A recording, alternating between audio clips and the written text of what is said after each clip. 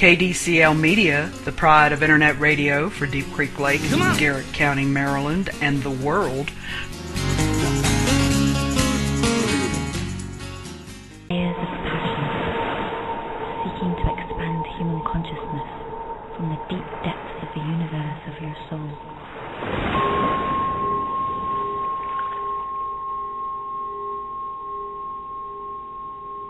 Greetings, family, and welcome to After Dark with the H2O Network and KDCL Media. Tonight we are doing the Odu of the Year that came out of Cuba and came out of Miami. Oba Ernesto Pichardo will be getting on the line. But before we get Oba on the line, I'm going to make announcements, and then we will bring him on the line. Family, make sure that if you would like to call in, because I would imagine that tonight will be one of those nights that we go into the 3-hour archive. So make sure that you call in after the 2-hour mark. We will be letting you know. 2 numbers to call into. You have the H2O Network side, 917-889-7207, 917-889-7207. KDCL Media side, 917-889-7526. That's 917-889-7526. Also, family, make sure that you go to KDCL Media profile page and the H2O Network profile page. You can download us via iTunes. Take us on the road with you just in case you've missed anything. A lot of cool stuff that happened in 2011. A lot of cool things that are going to be happening in 2012. Also, family, you can download each individual show that you listen to. If you listen to one show and you really, really like it, you can actually go to the links that are put up on KDCL Media's page or the H2O Network page where I have posted the link. Click on that link, and under the play bar, you have 3 choices. One of the choices will be to download this episode. Click that download episode and then put it in the file in which you choose to put it in so you can download these episodes. Family, also, y'all know we percolating on Facebook, so type into your search engine DIANUNEZ. That's me. I have 2 profiles and an H2O Network fan page. The same thing with KDCL Media. Type into your search engine, and you'll be able to find Miss Paulo, Oro Shango, and you'll also be able to find the KDCL Media fan page. Y'all know we're percolating on Twitter. Type into your search engine the H2O Network, KDCL Media, and you'll be able to find us there. We're on YouTube. We're on Google+. Just type into your search engine, family, KDCL Media or the H2O Network, and you'll be able to find us there. Also, family, it's imperative that you check in with our websites because we have our schedules there individually and as the CCK Collective, Center for Community Knowledge, CLBA, the H2O Network, and KDCL Media. If you go to the H2ONetwork.weebly.com, that's WEEBLY.com, and KDCLmedia.weebly.com, you can look at both of our schedules. We have tons of archives, including our own individual show archives, and together, along with Oba Ernesto Pichardo, we have tons of artists from all over the country and all over the world. From Lukumi to Native American, we have tons of things percolating on the burner. So make sure that you keep up the sync with everything that's going on. I know there's a lot of information, family. I tell you, I can barely keep track of it. My brain is full. But these are all the networks that we're in. And make sure that you check up with those things. I know that we also have KDCL Media on the line. Ms. Paula, are you there? Yes, we are. How are you doing this evening? I'm telling you, I cannot wait to hear what Oba Ernesto Pichardo has to say about this reading of the year. Oh Lord, have mercy, I'm sweating. Got your pen and paper ready.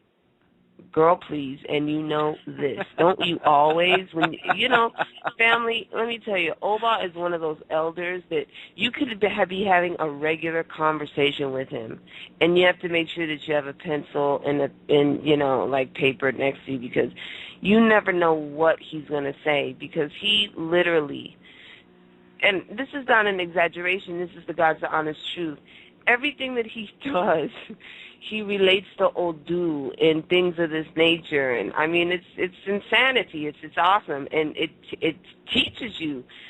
He's constantly teaching. That's just the way the mechanics of his mind works. Like today, he was working in his backyard, putting things together. And, you know, he's like, hey, dear, what's going on? And da-da-da-da-da, and so on and so forth. And he just starts talking about the Odu to put this table together. He's like, you know, this is an Odu, right?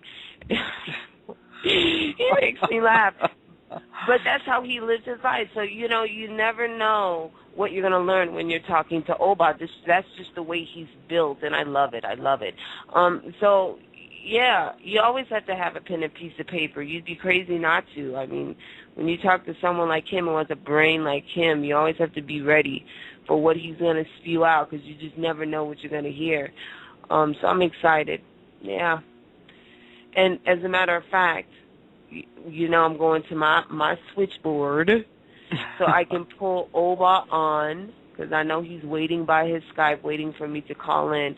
And I'm going down my Skype list, and the telephone is ringing right now. Bendición, Oba. Blessings. How are you today? This evening, I mean. Good, Oba. Bendición, and happy birthday, Ia. Today is Ia's birthday. We want to send her a lot of love. Maferipun Shango, may Shango bring you many, many blessings. The HO Network and KDCL Media, we wish you many, many blessings and many more years of prosperity and wealth and health, Ia, on your, you know, in your life. And happy Ocha birthday. We love you. Ache. Well, I'm sure she's going to love hearing that one. How can we not blow up the spot? You know, she's an elder. She's contributed a lot to the community, and we all... Yeah, 30-plus years. That's right. Heck yeah, she's an elder. She's contributed, so she know better that we gonna keep it silent, please. She know better than that. We have to give reverence to our elders. We love our elders, and we have to give recognition to all of our elders, no matter where they are. If we know them and we know their Ocha birthday's coming up, we got to give a shout out. It's just what it be. She's one of the babies. She's one of the babies. She's only 30-some-odd years old.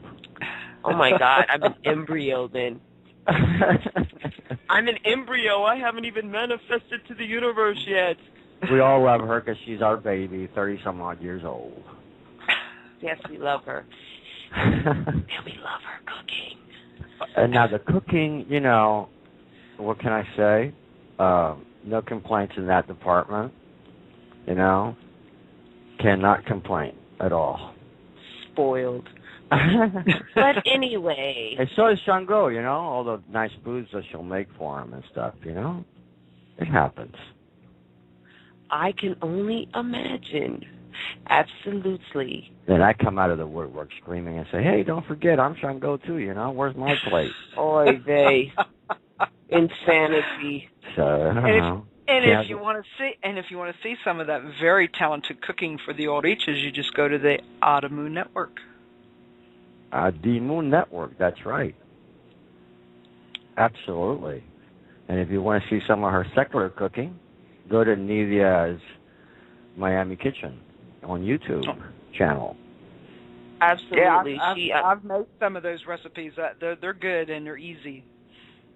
Yes, they are. They're good, they're easy, and they're off the chain, family. So make sure you check out those things and go to our networks. You'll be able to find all the information there. Now, down to business, because I know everybody has been... people have been emailing me and Paul like, I can't wait to, what's I going to say? Really? Yeah, man. Why? This thing's been published and everyone reads it, and, you know, we're in this literal society and whatever is in print is written in stone, and that's it, and everybody runs with it. Well, that's because we wait for the elders to come forth with their wisdom and channel the universe and tell us what else. Now you want us to channel, huh? Yes. We have the candles lit. We have the Omi Tutu. And, you know, we're doing our thing. I paid the song for Oya, so bring it forth. Uh-oh. I'm in trouble. Well, I want to do two things. There's a lot to cover, which would actually be overwhelming. So I came up with this idea to kind of bring it all together, and that way, people nowadays which have short attention span disorders can relate to what I'll say, and not be overly burdened with a monumental amount of information, right? So I want to start with Miami's Ifa Odu, the annual Odu that we do here with our network of Babalawos. We do that every year. That's over 100 of them that get together at the end of the year, and they go through this process, and of course, ending with the actual forecast, which is called Bimotele. Bimotele. That's the correct Yoruba word for it. And then I'd like to go ahead and then perhaps on the second part of the program, then I want to focus a little bit on Cuba and what came up there, and only out of habit. This is what we do every year. We've been doing it for over 20 or 30 years now. We look to our network in Cuba and look at what they come up with, and then we do our comparisons and get a better sense of what can be expected in the diaspora, and then we take it from there. So that's kind of like how I want to approach this. Now, for our listeners, I highly recommend, and I mean highly recommend, to go back to our 2010 and our 2011 EFI forecast for the year, and so they can better understand the foundation of what we have here in 2012. And the reason why I say that is because there is such a thing called Lukumi logic. And that is what elders, and certainly this generation doesn't speak, I think, in my opinion, speak enough of. They don't conceptualize what this annual forecast is, and then they, in that regard, then they kind of lose sight when it comes to contextualizing the information. So first and foremost, what do we mean by, for those that are not familiar with how we approach these forecasts every year, let me give you a little bit of what the concept is, and that way everyone's on the same page. Every year, this is a Lukumi Cuba tradition. This is something that's been going on for a long time. It's nothing new. What is perhaps new coming out of Cuba is that in the past 2 decades, perhaps a little more, the elders in Cuba decided to make the forecast more publicly accessible. Prior to that, these forecasts have always been done, but pretty much the information has circulated internally within the Lukumi community. So that's a marker right there that you want a historical marker. to understand where this has come from. As far as Miami is concerned, I come from specifically my elder, Babalao elder. It was his house here in Miami that established the forecast here, being him having all of the adequate, shall we say, and authority to do this. Him and his team of Babalaos were the ones that actually were the founders of doing that here in the United States. In the United States. And as I was in Iyawo, my first year of ordination, I had the honor and privilege of participating in some of the rituals before they actually do the divination portion. And I was also present during the time when they did the actual divination, so I got to also live it. So and ever since then, this is something that I have always, as part of my own lineage, my religious lineage, have always cooperated as much as possible and been part of as much as possible in the process every year. And I'm also the pioneer by the authority of the Babalaos to here in Miami to be pretty much the spokesperson to go on terms of public speaking and go to the media and make their document public and speak on their behalf based on the forecast that they publish. So I hope that those of you out there that in our tradition that may raise the question of authority, I have the authority to do that, and that's why I was the person that pioneered it in terms of public exposure. So I hope that erases the speculations. And also, every year ever since, I'm pretty much focused on both, not only what is produced or what the forecast, the published forecast says for us here, but then I'm also the one that's always been charged with making the analysis and the comparisons, if you will, and a juxtaposition with the group in Cuba and make sense of it for the general public. So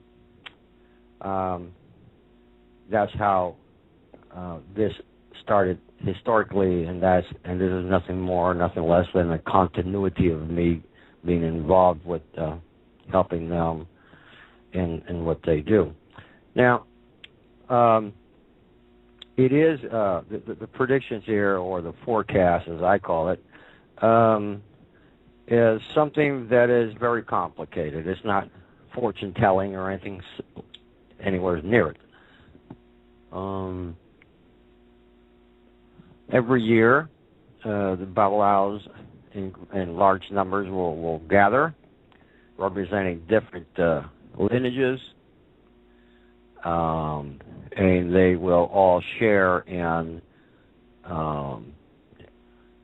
collaborating and actually financially and in labor both to do the preliminary divination to determine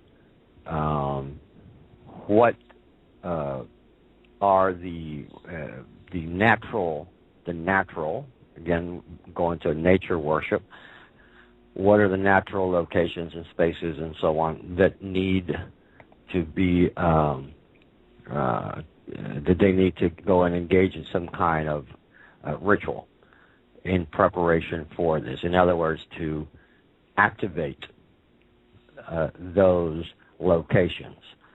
The locations are, for example, the ocean, the river, hills, mountains, woods, etc., for a total of 25. There are 25 things, 25 places that they need to tend to. Once that is accomplished, then, of course, they get more involved with the metaphysical aspects. So the first thing they do is take care of the earthbound, and then they move to the higher authority, which is the spiritual and the metaphysical components that are required to meet the criteria of generating, if you will, an annual forecast. If they do not do that, the tradition has it, going back to slaves in Cuba, the tradition has it that it is not,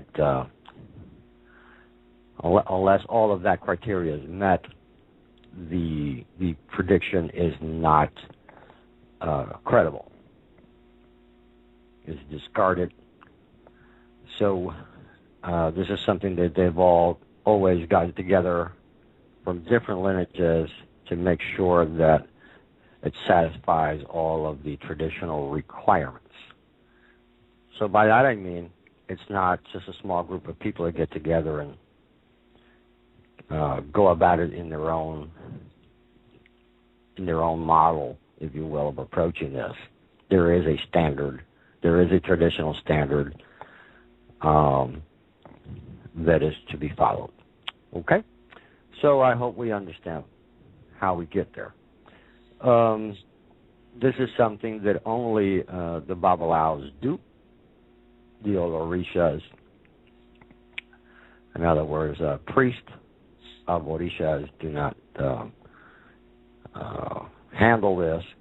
This is something that it is handled by the Babalaos. All right? So, let's get with it. Again, let me reiterate, for better, more in-depth understanding of how all of this links, I recommend to at least go back to our 2010 and 2011 forecasts. You'll find that in our website, and review what's there and make the connections to what I'll be talking about this year.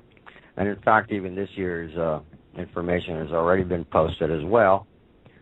So those of you that may have a genuine interest in all of this and may want to dedicate some real time to it, you're welcome to do so.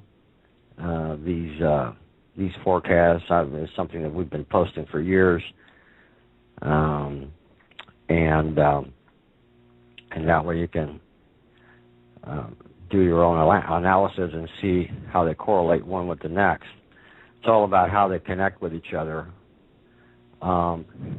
Many people have the perception that we are speaking of, when these Odus, these annual Odus, that we're speaking of what will this year be like. And that seems to be the whole context of understanding this. And I must say that is the wrong approach. The wrong approach. Annual predictions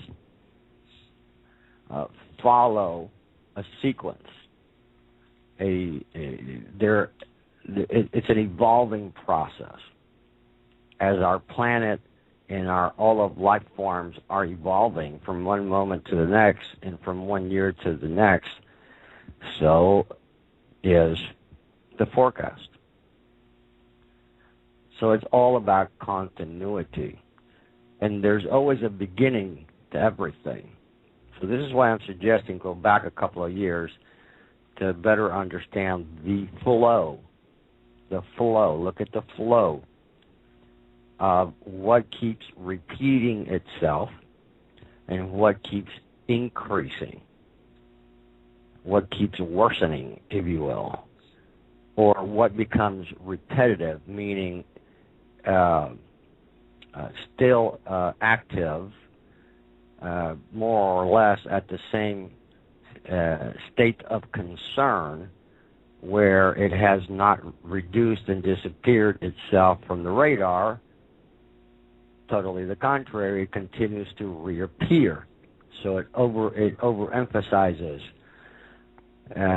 So we have to wonder, why are there certain traits here, certain issues, that in this sequence of years keep repeating themselves, and others seem to obviously show a trend of increasing towards the worse.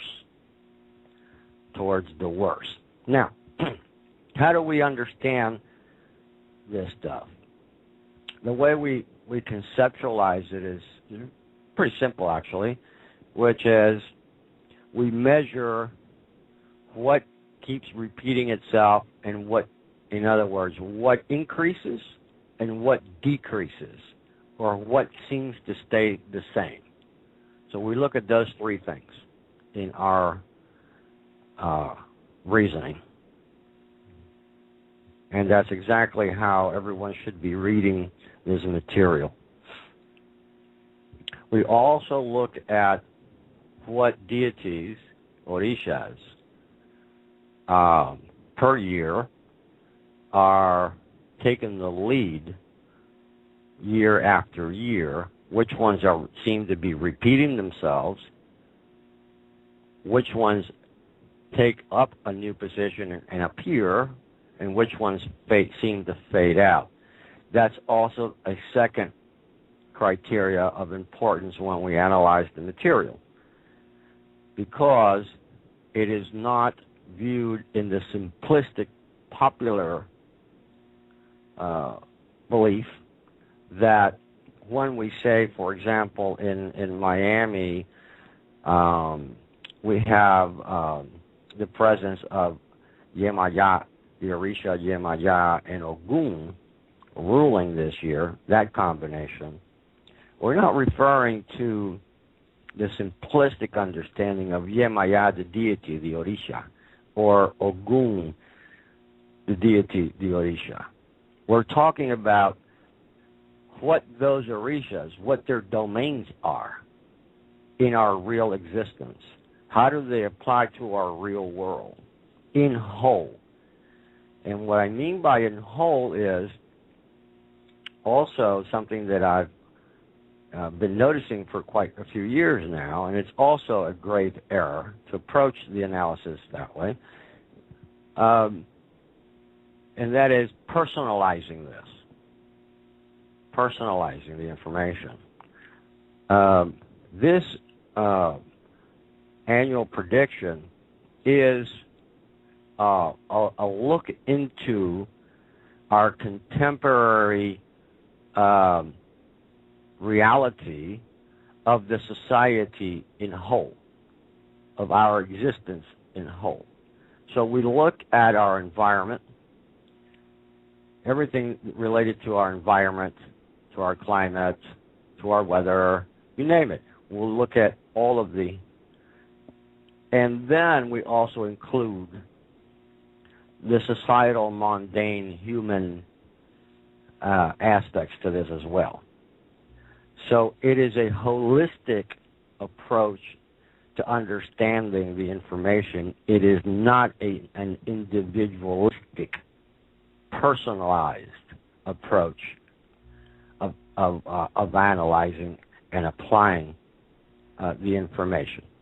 Now, it is fair to say that whatever applies to the human, a synthesis is always written up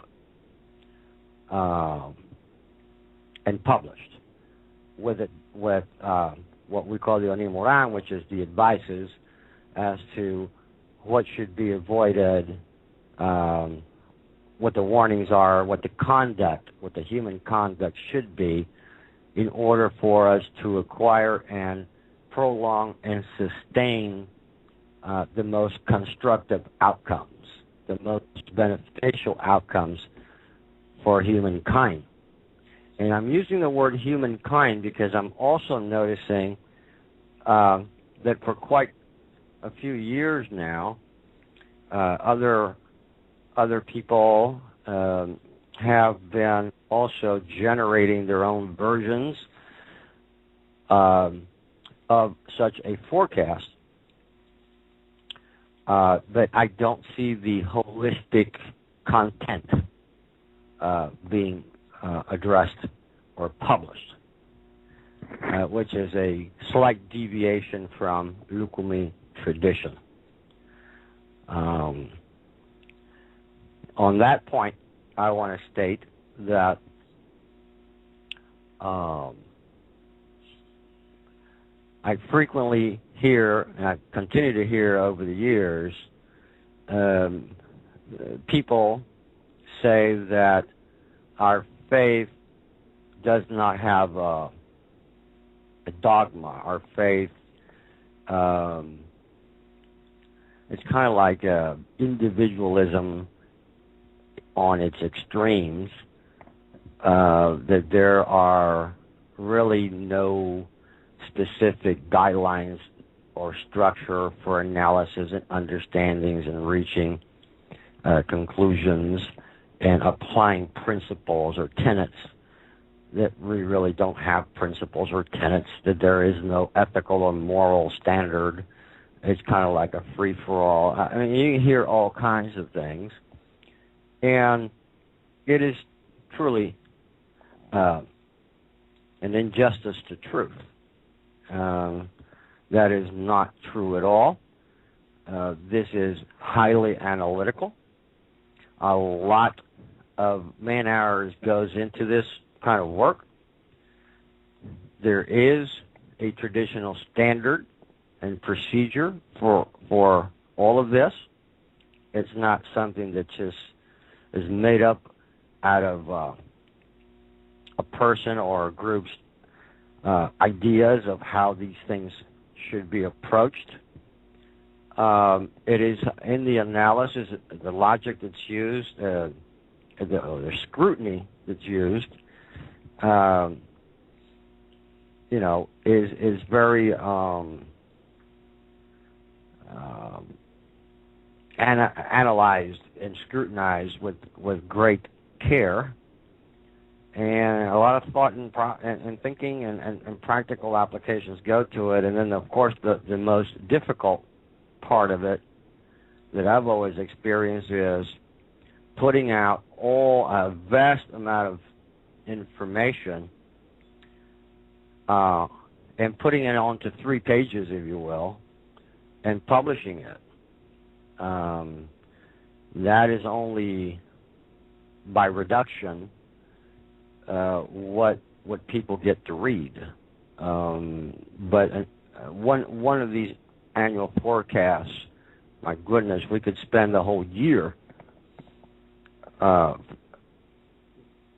scrutinizing line by line and really expounding on it, but it would not be practical. So this is what most people or basically the outcome, or what you get to read, is only but a synthesis as tight as possible to fit a 3-page document. Because the other thing is that everyone wants us to generate with great precision vast amount of information, to analyze it, write it in 2 languages, and publish it within 24 hours. It is humanly impossible to do for us. Humanly impossible.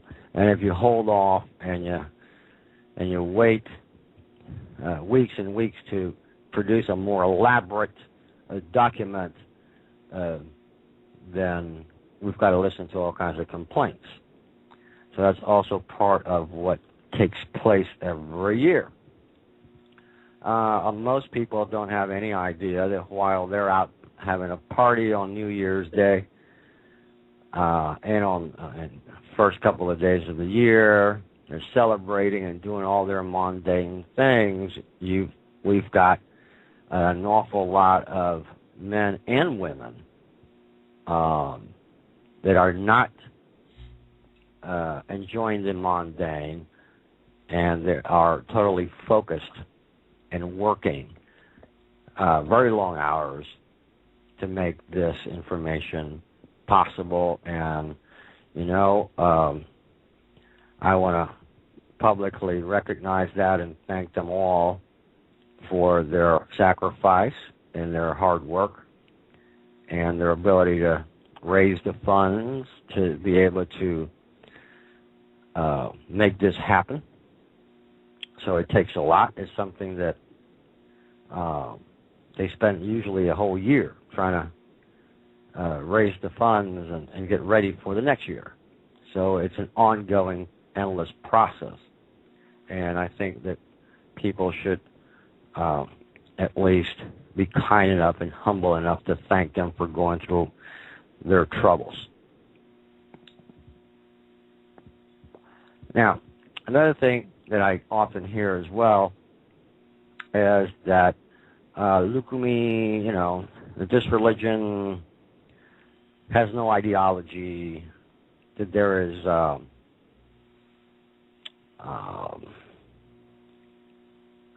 I don't know, that there's just simply this craziness, if you will, this disorganized thing where everyone has an opinion and that's it. I challenge that, and I say that you need to look a little further, because there are tenets, there is an ideology, etc., etc. So I wouldn't be so quick to use that kind of continued language. I would ask everyone to educate themselves a little more and refrain from such rhetoric. So let's move on with this. What we find here, going back a couple of years, is an alarming trend, as far as I see it, where certain critical things are worsening. They're not getting any better. And there's something that we say in our faith, and that is good character, bad character. Now, good character and bad character is not just the culture and conduct of people. It also applies to what's going on with our planet, our sacred planet. And tonight, one of the things that stands out in the cross-referencing of these 2 or more years, there is a clear indicator here that along the lines of environment, let me start with the environment, that are most concerning.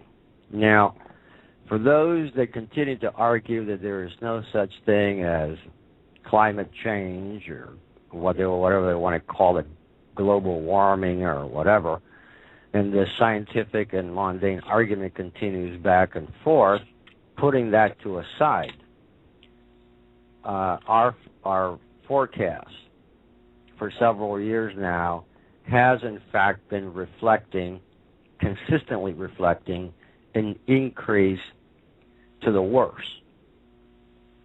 Not a decrease, but an increase towards the worse. And in particular, I want to point to some of what that means, or what are we referencing here. It is not enough to say that this year we can continue to expect warmer climate changes, in other words, more extreme weather conditions, and further contamination of the earth, our water supply, our oceans, and as a consequence, the more heating, if you will, of the inner Earth, and that we've got a continued upper trend of seismic conditions, and the farther contamination of our agricultural, which is not good because that's our food supply. And that's been increasing for several years now. It goes beyond 3 years. This year, the indicator here is that it goes up a notch, it gets worse. Our contaminating abilities and the earth reacting to those contaminants and depletion are a increasing concern. So for those that are all of our listeners that are part of indigenous faiths, not just ours, not just mine, this is something of concern that should be of concern to all of us and all indigenous groups in the country, because it continues to get worse. And we should all try to find ways to see what we can do to reduce this problem. Okay, certainly the Earth has its own nature and evolves and does its own things, but we have to be realistic as far as these indicators are. We're very concerned with the man-made problems. Okay, what we ourselves are contributing to the devastation and to the contamination of our environment. And by that I mean not just the earth, the soil, and its innermost regions, where our natural gas comes from, where our minerals come from, where our marine life comes from, etc., etc. This, for the past couple of years, these are Odus that specifically address not just the surface, but the inner, and what's going on with the inner. So we can expect some of these shifting of the plates. We saw that last year. Actually, the past couple of years, we've been seeing these tsunamis and all these kinds of things. There isn't much of a change in that conversation this year. So it's holding on to those same kinds of patterns and indicating the worsening in those same areas. They're not going away. They're actually getting worse according to the trend that these forecasts continue to present. That also means contaminating our marine life. That means our marine life, all the fish and shellfish and everything else, is becoming ever more endangered, and that is ultimately what we also consume. So it's what's happening to them, what's happening to the marine life that ends up in our food chain as well. So we have to look at that food chain supply and see what's going on. It is not just the contamination of the water, the environment, but it's also, we have to look for what's going on in the commercial side of things. What are these large corporations doing to our food supply that further causes human and other problems? If we look at that from that perspective, then we can begin to understand what the forecast addresses in terms of human health and the kinds of illnesses or ailments that continue to rise rather than disappear. And all we have to do is look at the information that's provided and look at what it's addressing. It continues to point to problems in reproductive systems of the female, kidneys, stomach, and mental disorders, and also allergies, skin allergies, and what have you. Hygiene continues to be an issue. So when we look at health, we have to ask ourselves, what's going on out there? What is it that people are doing, and these that our food chain is doing, let alone big pharma? Okay. What is going on here? Because on one end, we have these serious, vital areas of the human anatomy on an upscale to the worst.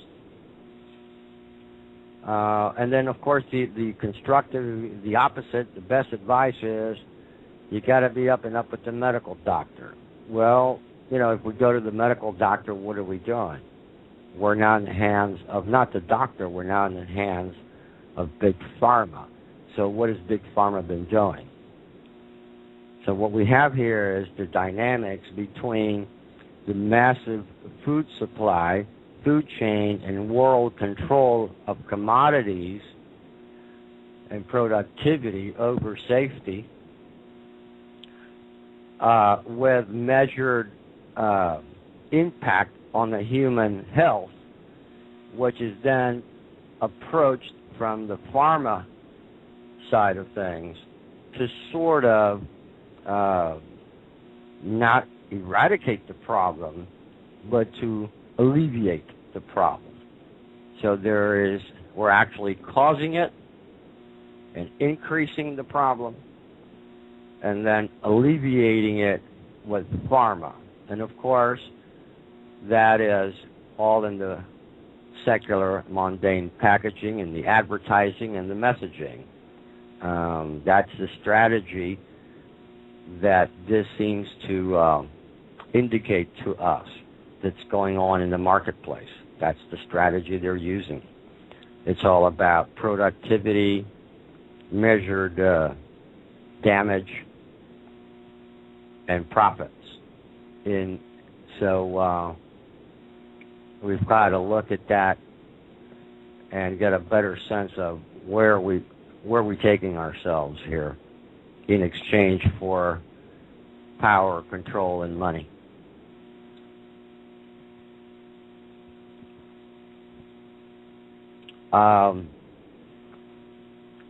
We're looking at, again, possible along the lines of contaminations. We're also looking at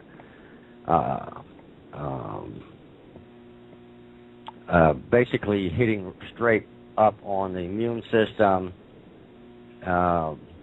putting the immune system on overload because it's just simply being bombarded with all kinds of stuff.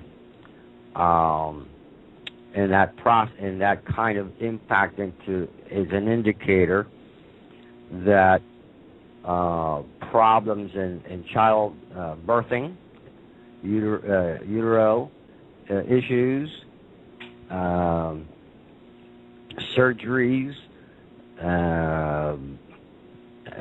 epidemics, and genetic issues are on the rise. That also puts us into the area of the neurological. So when we look at that, then we're looking at an increase in depression. We're looking at an increase on cancers. We're looking at an increase on insomnia, depression, anxieties, and we're looking at an increase of anger. So whoever's in the business of anger management might be profiting more this year, which is a bad sign, because the more money those in the field of dealing with people having those kinds of issues of anger management, puts them in business and maybe gets them to buy the profits, brand new Mercedes or something. But while they're doing financially better, it's an indicator that society is doing worse. And unfortunately, nothing much has changed in that area, other than at best, it'll remain the same as last year, which was not good at all. Or the more likely, there's going to be an increase in that. So when we see an increase in the anger and all this kind of mental kind of situations here, we're going to see an increase, a logical increase in crime. We're going to see more robbery. We're going to see more people just simply losing it and becoming violent crimes. We're looking at an increase in that regard. Not good. Not good. Now, I understand that everything I'm saying is the bad stuff. Now, this is what does Odu's do? Is that it mirrors the state of the society. It tells us what the condition of the society is at the moment. So I would say to you, in that context, that all these negatives all have positives as well. So it's not saying that we're doomed and that there's no hope. On the contrary, by understanding what the negatives and the sustained negatives and the increased negatives are, we are, in terms of culture and conduct, we are supposed to apply ourselves in the opposite ways, where we do not provoke, find ourselves in, germinate, give birth to, or get caught in the middle of the crossfire of the negatives. That's the positive conversation of the annual forecast. But in order to understand those positives, we need to critically look at what the negatives are. That's the Lukumi logic. So it is not to say that there will not be positives and everyone's doomed. It is an analytical approach of saying what are the negatives so that we know on what side we need to stand on in order to challenge, reduce, and eliminate the negatives so that we are not in harm's way. That is the Lukumi logic. So in that regard,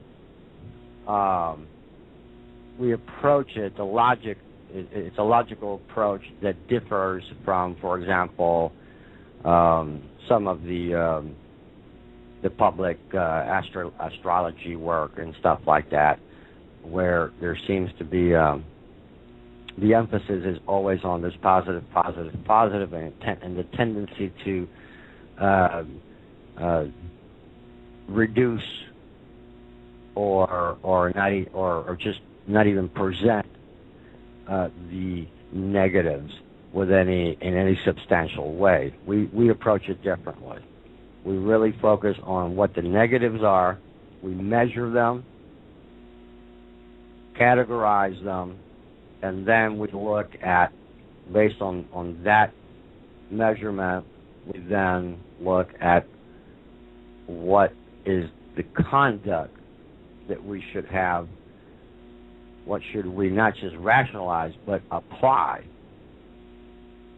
so that we are liberated from these enemies. Every one of these negatives in Lukumi is viewed as our enemies. Enemies in our faith does not mean the negative actions of a human being. It could be the negative reaction of our environment or our contaminated natural resources or anything else for that matter. The effects of a tornado or a hurricane or a seismic event. Any of those natural responses become negative to us because it endangers our life and can endanger our humanity. So that and every other life form for that matter. So we're always looking at these negatives in that context. Oba, I just have to say, and this is not for the Lukumi family. This is for people who are listening who are not a part of our faith and do not understand. So in other words, family, if Oba is saying that one has to deal, that this is not a good year for the reproductive system, women, that means that you need to make sure that you get your checkups every 3 months. You're diligent about it this year. Because if you don't, you could have issues. From a collective, when Oba says that the contamination in the food chain, that means that when you're going to the store, you just don't pick up any product and you don't look at the expiration date. You examine the expiration date, you make sure that it's not molded and things of this nature. You make sure that you are diligent about your environment and not walking with your head in the clouds. If there's chaos, as Oba said, there'll be more crime. That means if you live in a home and you have a security system, you need to make sure that you go to AFLAC and you check your security system. You make sure that the batteries are checked, that everything is eboda. So you are ahead, meaning everything is good when I say eboda, meaning that you are ahead of the chain. So I just wanted to explain that to people who are non-Lukumi, who may not understand. So it's the opposite of what Oba is saying. When it says hygiene, that means if you only brush your teeth once a day, sweetie, you need to be brushing your teeth before you go to bed too. Right, double it up and make sure that you're storing it in a hygienic place, that it's not being contaminated by anything. Exactly. Indeed. And that puts you on the right side of this, in the positive side, you know? Ache. It requires human action, is what I mean by conduct. So once we know what the negative indicators are, then we look at like I said, the onimoran, which is what is the advice or the conduct. The conduct is always to do the opposite, whatever neutralizes the negatives that I'm discussing. Okay, that puts you on the right side of this, and your year should be good if you do that. Okay, if not, you're putting yourself out there and you're being very vulnerable, because these are things that are to be expected. Another thing, when we're talking about not just the human personal hygiene, which again repeats itself this year and has been doing so for several years now, it's also the something to worry about here, because we're talking about your kidneys and the urinary tract. And this year, it kind of goes there again, you see? So that did not disappear from the chart. Actually, it's reinforced again this year, and that's something that we've been trailing for several years now, an issue with the urinary tract. So you have to wonder, what's up with that? What's going into our system? What are we ingesting that is aggravating kidneys? What's up with that? Well, one of the things is look at the pharma. What are we putting in terms of meds? And the other thing is, what are we eating? Okay, that's very clear. Now, are we really paying attention to what we're eating? I would say in most cases the answer is no. There is an enormous amount of data, of facts that you can find on YouTube and over the internet in terms of the stuff that's being put into our food. And we are very quick to consume it because it tastes good. Well, it was engineered to taste good. It is engineered to have your body respond favorably to the food that you're eating. And what you're not realizing, or most people are not realizing, is what's in this food. So, for example, it is widely known that there are many agents being used in our food chain, starting with our juices, soft drinks. Every one of them have, for example, the corn syrup.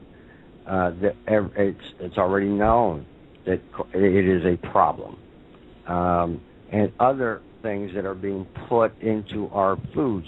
If we go to fast food chains, how